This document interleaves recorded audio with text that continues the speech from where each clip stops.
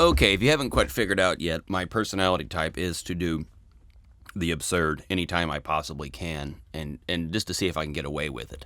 Well, I can't say it's really paid off well, but I can pretend it has, and we'll go as far as that.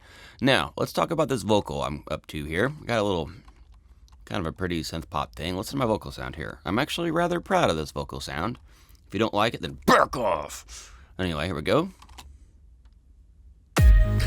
It's a secret world, but we're still naive. It's a taste of love we have to leave.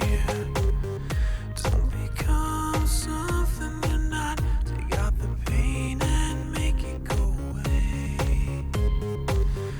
Don't become something we're not, or sail away. Okay, it needs a few tweaks, but I'm pretty happy with that.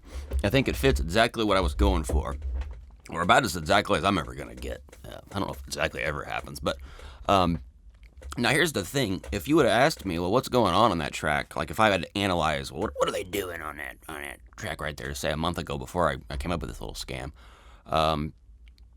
I'd probably be asking stupid questions, as always, like, what mic are they using?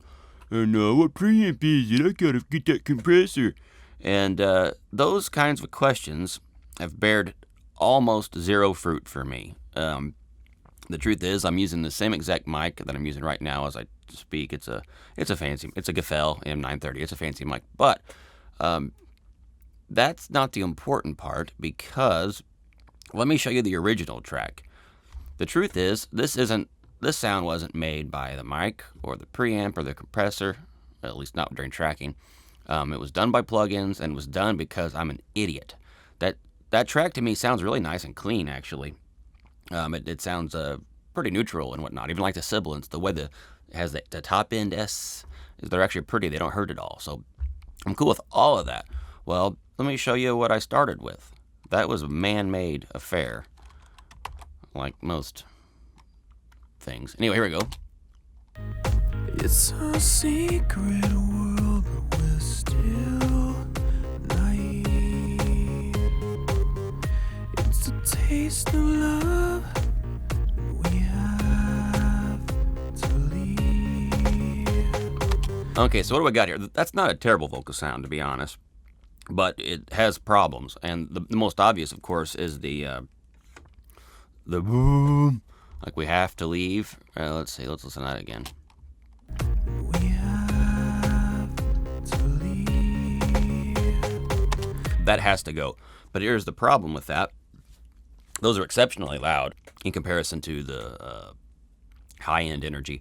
And EQing that out is an option, but we'd probably have to EQ just these two phrases, because nuking that much would be really problematic on especially some of these louder areas here.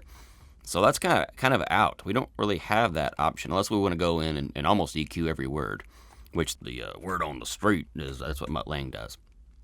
Well, he doesn't. He has some engineer guy do it all. Probably some lower paid guy. Anyway, so we have a problem here. We also have some sibilants on the very front. It's a secret world. And that sucks. That's full blown painful. So right what we have, as you just heard, is what the result of us having a $1,000 mic, and who knows what preamp I used that day, and $1,000 compressor and converters and a console. Oh, that's what you got. And so I think that's a good lesson about this whole business. Is now, granted, I think there is something innately good overall about this thing if we get rid of the problems. And I think that's why the other track works so well. So let's go back to my original, or my hyped up track, and let's see what I did here. Let's listen again. It's a secret world, but we're still naive. It's a taste of love we have to leave. Okay, I got some auto-tune on it. Go away, leave me alone. This is pop music. We're supposed to do that. I've got a de-esser, which is just working just a little bit at 6K. you notice the very beginning I showed you this front little piece was painful. Well, it turns out that the top end was fine, and we just had to nuke the 6K stuff. That's a common trick. I think actually this UAD de-esser is default setting is 6.5K, which is about right most of the time. So anyway, we de-ess just a little bit, nothing really crazy, and you can kind of see that.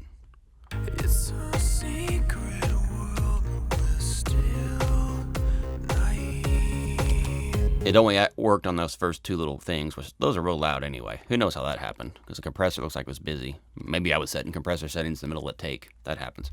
Anyway, okay, so we have a de-esser. All right, I have a Cambridge EQ, and I'm getting kind of nuts here. Look at the high pass filter, and I got this high pass at 453 hertz on a 12 decibel an octave scale.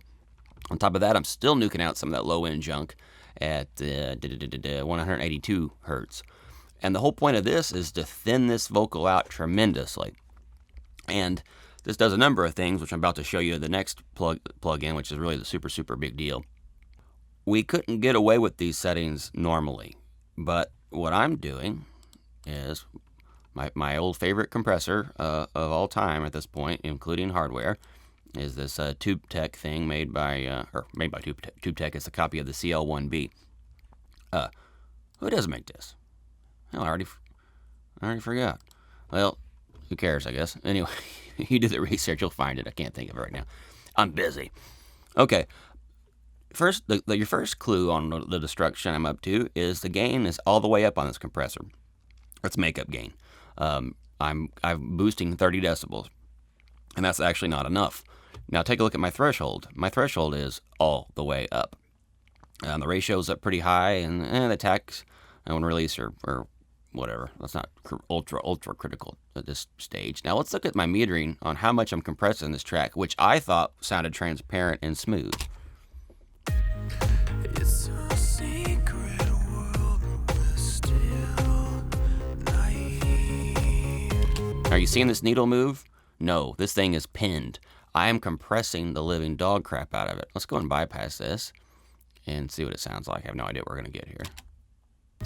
It's a secret world, we're still naive. Okay, and I was boosting 20 extra decibels from the Cambridge EQ into this thing. So that's how we get into those absurd levels of compression. Without the compressor, it's very unrefined. There's some 4K, 5K stuff. It's just kind of nasty. Doesn't feel good to me. So I'm going to go ahead and slam that back up, and I'm going to turn this back on. And what's cool about this is it's working very similar to how a de-esser works, in that we have a side chain that we're saying, hey, compressor, focus on just these frequencies. Don't be bothered by the low end. Let's just focus on the high end and catch anything weird and crappy in those. Well, we aren't really using a side chain, but we're using so much compression that this curve you see here, this stuff starts to get brought up whenever you knock off 30, 40, 50 decibels. I don't have any idea how many decibels we're reducing. I can't even tell because the meter only goes up to 20 decibels of reduction. So what I can tell you is right where this line is, at least is being evened out. So all this is getting brought up, but it's not going to trigger the compressor so much just because of the way we've EQ'd it.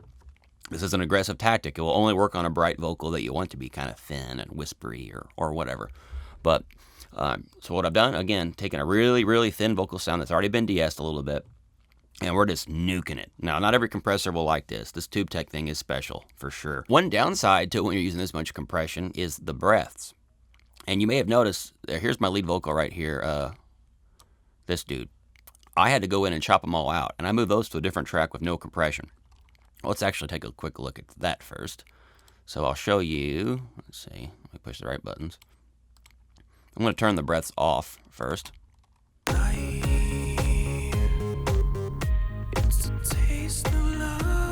And right there, I hate that. I hate when there's something, I want to hear a little. And let's turn one of them on. Million different. I don't know if anyone would ever care. I don't know if it matters, but that's how I did it. And now the actual breaths, I am doing nothing to. Those are just normal. And I probably adjusted the volumes. I probably had to tinker just a little bit to get them where I want them. Now let me show you ultra compression before I took these breaths out. It's a secret world, we're still naive. It's a taste of love, we have to leave. Don't become. And see, the first one wasn't horrible, but that second one just kind of seemed just crazy, over the top and distracting.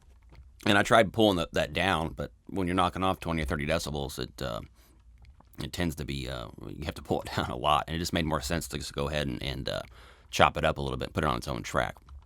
So the point of this, I think there's a few of them. One is don't trust all this high-end gear to do all the work for you. Two is be inventive and have fun and try the absurd all the time. Question it.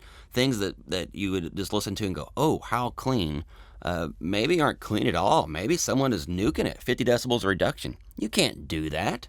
You go to jail for that in Arab countries, I think. So don't be shy about coming up with backwards solutions. If buying junk isn't working, then just try ridiculous tactics. I don't know. Anyway, just always push it. Always question these things. Because sometimes the exact opposite path is the way that gets you there, even if it takes longer.